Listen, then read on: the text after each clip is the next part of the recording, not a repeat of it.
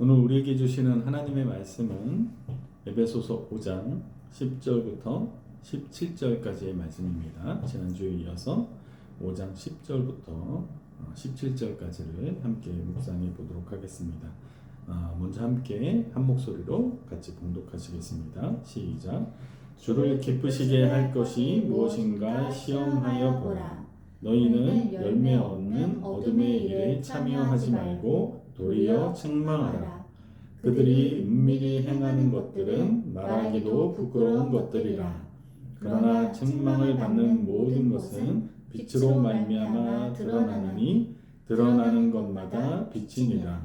그러므로 이르시기를 잠자는 자여 깨어서 죽은 자들 가운데서 일어나라. 그리스도께서 너에게 비추이시리라 하셨느니라.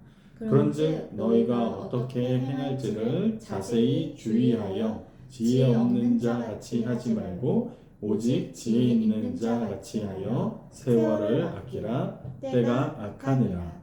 그러므로 어리석은 자가 되지 말고 오직 주의 뜻이 무엇인가 이해하라. 아멘.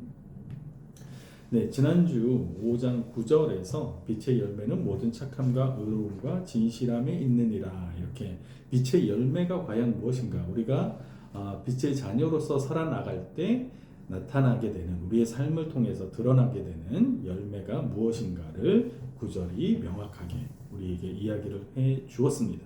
그리고 나서 10절에서부터 다시 부연 설명을 하면서 동시에 우리가 빛의 자녀로서 또 빛의 열매를 맺으면서 살아가야 하는 명확한 이유를 설명해 주고 있는데요. 10절을 먼저 같이 보시면 주를 기쁘시게 할 것이 무엇인가 시험하여 보라, 이렇게 말을 합니다.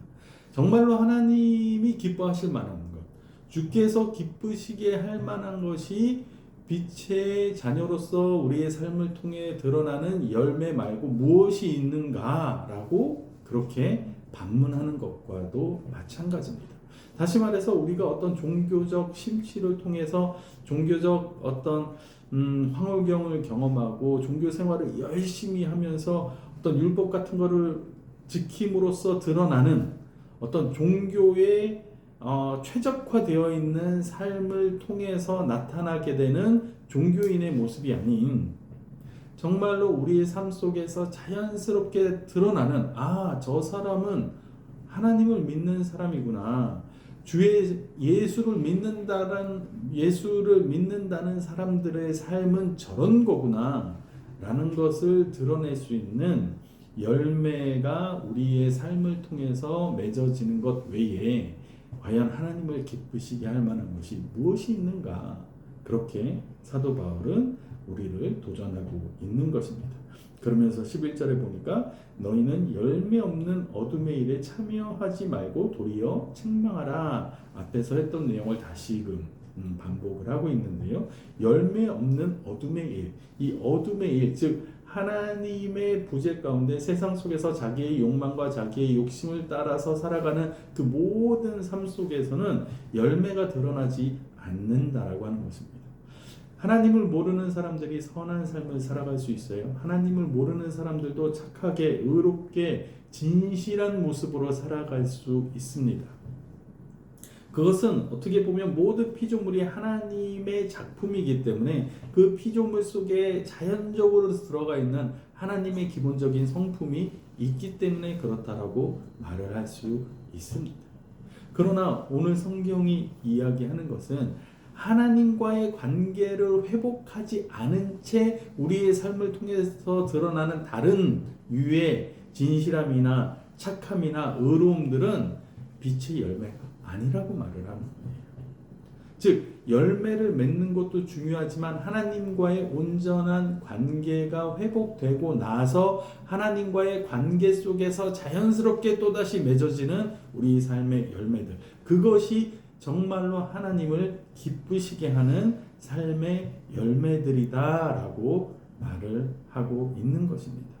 사도 바울은 계속해서 우리의 행함에 대해서 이야기를 하지만 행함 자체로서 그것이 중요한 것이 아니라 우리가 그리스도 안에 살아갈 때에 드러나는 우리의 행동과 우리의 삶의 방식이 정말로 중요한 것이다 라고 말을 하는 것입니다. 그렇기 때문에 이것은 어느 것이 먼저다, 어느 것이 더 중요하다, 하나님과의 관계가 더 중요하냐, 우리의 삶을 통해서 드러나는 행동이 더 중요하냐, 이렇게 어느 것을 더 중요한가 라는 것을 이야기할 것이 아니라 이 두 가지가 하나라는 것, 즉 예수 그리스도를 통해서 우리가 예수 그리스도와 하나가 되고 하나님의 자녀가 되고 그것을 통해서 우리의 삶이 변화되고 자연스럽게 드러나는 우리의 삶의 열매들은 우리를 하나님의 자녀로, 빛의 자녀가 되게 한다라는 것을 말합니다. 그러면서 그런 어두운 일에 참여하지 말고 도리어 책망하라. 그러니까 그것에 너무 너희들이 신경 쓸 필요 없다.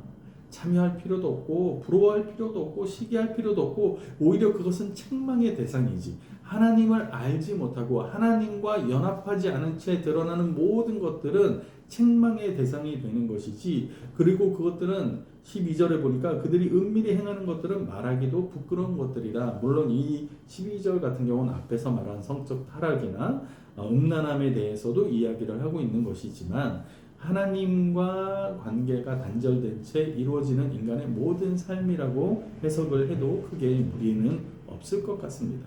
결국에는 하나님 없이 살아가는 모든 삶의 방식들은 책망의 대상이요 언급할 가치조차도 없는 것이다 라고 그렇게 말을 합니다. 그러면서 13절에 보니까 그러나 책망을 받는 모든 것은 빛으로 말미암아 드러나나니 드러나는 것마다 빛이니라. 그렇게 우리가 책망하는 것들도 결국에는 우리가 복음을 전하고 그들에게 하나님의 은혜를 전할 때 그 모든 것들이 빛으로 말미암아 드러나게 될 것이다. 그리고 그 드러나는 것들은 다 빛이다 라고 말을 하는 것입니다. 이 세상에 있는 것들이 우리가 살아가는 모든 삶의 방식들이 전부 무가치하고 전부 다 없어져야 될 것들이 아니라 그것이 때로는 책망으로 때로는 복음으로 우리를 깨닫게 하고 밝히게 될 때 우리는 그것이 예수 그리스도 안에서 새로운 가치를 가지게 된다라는 것을 성경은 말을 하고 있습니다. 그러므로 14절에 보니까 그러므로 이르시기를 잠자는 자여 깨어서 죽은 자들 가운데서 일어나라. 그리스도께서 너희에게 비추이시리라 하였느니라. 그러므로 이르시기를 잠자는 자여 깨어서. 잠자는 자들은 누굽니까? 지금 하나님과의 관계가 단절된 채 자기의 욕심을 따라 살아가는 모든 사람들을 가리키는 것이겠죠. 그러면서 죽은 자들 가운데서 일어나라. 세상에 이미 살아있지만 살아도 사는 것이 아닌 영원한 생명이신 하나님으로부터 완전히 단절된 채 이 땅에서 살아가고 있는 죽은 것과도 마찬가지인 사람들 사이에서 일어나라. 왜냐하면 그리스도께서 너에게 비추이시리라 하셨느니라. 제가 한국말을 잘 못해서 그런지 몰라도 이런 표현들을 보면 잘 이해가 가요. 그리스도께서 너에게 비추이시리라 하셨느니라. 예수께서 우리에게 뭐 이렇게 예수의 빛을 비추신다라는 건가? 그럼 우리가 예수 그리스도의 빛을 받는다는 건가? 뭐 이런 생각이 드는데, 자, 영어 성경을 보면 좀 더 분명하게 이 부분에서 설명이 되고 있음을 우리가 알 수 있습니다. 영어 성경이 뭐라고 나오냐면요. O sleeper, 잠자고 있는 자들아. Rise up from the dead. 죽은 자들 가운데서 일어나라. And Christ will give you light. 예수께서 너에게 빛을 주실 것이다. 이 말씀이 저는 굉장히 중요한 포인트라고 생각합니다. 우리 모든 믿는 사람들은 어떻게 살아야 됩니까? 아마 교회 다니는 사람들에게 물어보면 대부분은 빛과 소금의 삶을 살아야죠. 이렇게 대답을 하실 것입니다. 우리는 세상의 빛과 소금으로서 살아가도록 부르심을 받은 사람들이에요.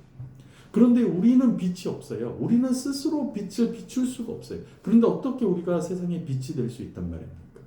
그것은 예수님께서 우리에게 빛을 주시기 때문에, 내 안에 있는 빛이 아니라 예수님께서 우리에게 주시는 빛으로 말미암아 우리가 세상에 빛이 되게끔 하신다라는 거예요.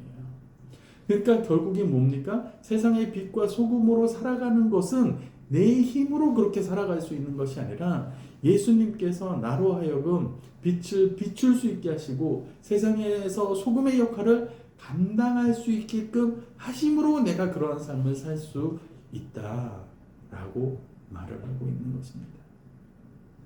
우리가 성령의 열매, 주를 기쁘시게 하는 빛의 열매를 맺는 것은 우리에게 어떤 능력이 있어서 빛의 열매를 맺는 것이 아니라 우리의 스스로의 능력으로 막 노력해가지고 열매를 이만한 열매가 열렸습니다 라고 해서 열매를 맺는 것이 아니라 예수께서 나와 함께 하시고 예수께서 나에게 주시는 힘과 능력으로 내가 빛의 열매를 맺을 수 있다라는 것을, 그것이 바로 하나님을 기쁘시게 하는 삶의 열매들이라는 것을 우리가 꼭 기억해야 되겠습니다.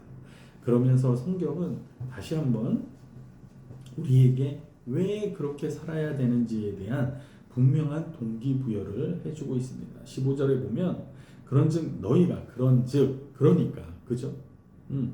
예수님께서 우리에게 빛을 주셨고 우리를 빛의 자녀로 부르셔서 빛의 열매를 맺게끔 하셨으니까 그죠? 그러니까 다시 말해서 그리스도의 제자가 되었고 하나님의 자녀가 되었으니까 너희가 어떻게 행할지를 자세히 주의하여, 이렇게 말합니다. 우리가 빛의 자녀가 되고 내가 예수님을 믿었다라는 건 나 이제 예수 믿어, 나 이제 교회 다녀, 끝, 이게 아니라 이제 내가 예수를 믿고 내가 교회를 다니고 하나님 앞에 나아가 예배를 하는 자가 되었다면 이제는 내가 어떻게 행할지를 자세히 그리고 주의해서 생각해야 된다는 겁니다. 그러면서 지혜 없는 자 같이 하지 말고 오직 지혜 있는 자 같이 하여. 지혜 있는 사람과 지혜 없는 사람들의 특징이 무엇입니까? 지혜 있는 사람들은 생각을 깊이 합니다. 다른 사람들은 다 별거 아니야, 그거 신경 쓰지 마 라고 넘어가는 것도 그 안에서 어떤 진리를 발견하고 그 안에서 소중한 가치를 발견하고 그것을 깊이 묵상함으로써 그것을 통해서 자기가 더욱더 성장할 수 있는 길로 나아가는 사람들이 우리가 일반적으로 말하는 지혜로운 사람들 아닙니까? 그죠? 지혜 없는 사람들은 어떤 사람들이에요? 그냥 하루하루 생각 없이 대충대충 그냥 즐기면서 사는 사람들. 미래에 무슨 일이 벌어지든 말든 누가 어떻게 되든 말든 신경 안 쓰고 그냥 지금 그냥 이 순간에 만족하는 사람들, 그런 사람들을 지혜 없다라고 보통 말하지 않습니까? 너희는 지혜 없는 자 같이 하지 말고 지혜 있는 자 같이 하여 세월을 아끼라, 때가 악하니라. 그렇게 우리의 삶을 어떻게 살아갈지를 자세히 그리고 깊이 주의해서 묵상하는 사람들, 고민하는 사람들은 세월을 아낀다는 것이. 그리스도인들이 열심히 살아야 할 이유는 여기에 있는 것입니다.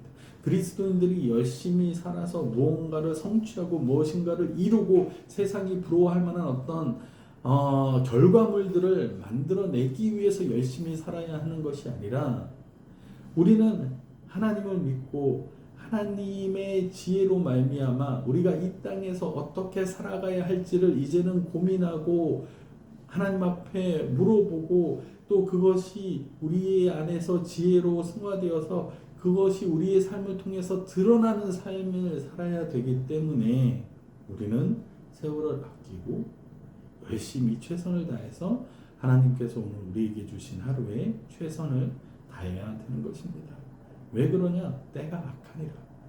때가 악하기 때문에 이제는 점점 하나님을 모른다 하는 사람들이 많아지고 하나님을 필요로 없는 그러한 시대가 이미 우리가 살고 있기 때문에 우리는 세월을 아껴서 시간을 아껴서 하나님이 우리에게 주신 삶에 최선을 다하는 삶을 살아가는 것이 곧 지혜로운 사람이요 빛의 자녀들이 마땅히 살아가야 할 삶의 방식들이라는 것을 말해주는 것입니다. 또한 17절에 보니까 세월을 아끼는 데서 멈추는 것이 아니라 그러므로 어리석은 자가 되지 말고 오직 주의 뜻이 무엇인가 이해하라. 세월을 아낀다라는 말도 마찬가지예요. 세월을 아낀다라는 말도 무조건 공부 열심히 하고 내가 하는 일에 최선을 다하고 그런 사람들 세상에 많잖아요. 그죠? 어떻게 보면 세상 사람들이 더 열심히 살지 않나요? 교회를 다니는 사람들보다 세상을 살아가는 사람들이 더 열심히, 더 최선을 다해서 무엇인가를 이루고 성공을 쟁취하기 위해서 열심히 살아가는 모습들을 우리는 주변에서 많이 보게 됩니다. 세월을 아끼라는 말이 그냥 무조건 열심히 살아라, 최선을 다해라가 아니에요. 우리가 최선을 다하고 우리가 열심히 살아가는 것은 어떤 삶이냐? 주의 뜻이 무엇인가를 이해하고 주의 뜻을 위해서 최선을 다하는 삶을 말하는 거예요. 그냥 열심히 공부하는 것이 아니라 과연 하나님이 나의 삶을 통해서 무엇을 드러내시고자 하는가? 내가 공부하는 학생이라면 내가 공부를 열심히 했을 때 하나님은 나를 어떻게 인도하시고 하나님이 정말로 기뻐하실 만한 나의 모습은 무엇일까? 내가 전교 1등이 되는 것일까? 내가 뭐 아주 우수한 성적으로 수석 뭐 어디로 뭐 입학을 하는 것일까? 하나님께 묻고 또 물으면서 하나님이 정말로 기뻐하실 만한 것이 무엇인지, 주의 뜻이 어디에 있는지를 잘 살피면서 내게 주신 하루를 최선을 다해 살아가는 것, 그것이 곧 빛의 자녀들의 삶이다 라는 것입니다. 제가 한 가지 여러분들께 말씀드리고 싶은 것은 이러한 삶이 결코 쉽지는 않습니다. 하나님의 뜻이 어디에 있는지, 주의 뜻이 무엇인지를 그냥 한 번에 딱 알 수 있으면 우리도 되게 편하게 그리고 열심히 살 수 있을 것 같아요. 근데 때로는 우리의 삶 속에서 도대체 아무리 성경을 읽어보고 기도를 해도 주의 뜻이 무엇인지를 모르는 경우가 훨씬 더 많습니다. 그러면 우리는 어떻게 해야 되느냐? 그럴 때 바로 믿음이 우리 안에 들어오게 됩니다. 우리는 주의 뜻을 구하고 주의 뜻을 이루기 위해서 최선을 다하지만 우리는 많은 경우 어디로 가야 하는지 모르고 가는 경우가 많습니다. 정답을 알지 못하고 가야 하는 경우들이 많이 있습니다. 주의 뜻이라는 것은 미리 하나님께서 우리에게 이렇게 하면은 이게 내 뜻이야 라고 미리 가르쳐줘서 우리가 따라가게끔 하는 것이 아니라 많은 경우에 순종하는 마음으로 믿음으로 따라갔을 때 뒤돌아서서 보면 이 길이 하나님의 뜻이었구나, 이것이 하나님이 원하시는 것이었구나 라는 것을 발견하게 되는 경우가 훨씬 더 많다라는 것입니다. 바로 우리의 믿음과 하나님의 뜻을 추구하는, 그리고 하나님의 뜻을 추구하기 위해 최선을 다해 살아가고 열매를 맺는 삶을 살아가기 위해 오늘도 기도하고 고민하는 우리의 삶의 모든 과정들을 통해서 하나님은 우리의 삶을 기쁘게 받아주신다라는 것입니다. 우리 믿는 사람들은 그냥 하나님을 믿는다 해서 끝나는 것이 아니라 하나님을 믿기 때문에 우리가 살아가야 하는 길이 있는 것이고 삶의 방식들이 있는 것입니다. 오늘도 또 앞으로도 자세히 또 주의해서 하나님의 뜻이 무엇인가, 하나님이 과연 무엇을 기쁘실까를 함께 고민하며 살아가시는 저와 여러분들이 되시기를 주님의 이름으로 축원합니다. 함께 기도하겠습니다. 하나님 감사합니다. 오늘도 말씀을 통해 하나님이 우리에게 원하시는 것이 무엇인지를 다시 한번 고민할 수 있게 해주셔서 감사합니다. 때로 삶을 살아가다 보면 그런 생각조차도 사치로 느껴질 만큼 바쁘고 분주하게 또 힘들게 살아가는 것이 우리의 삶입니다.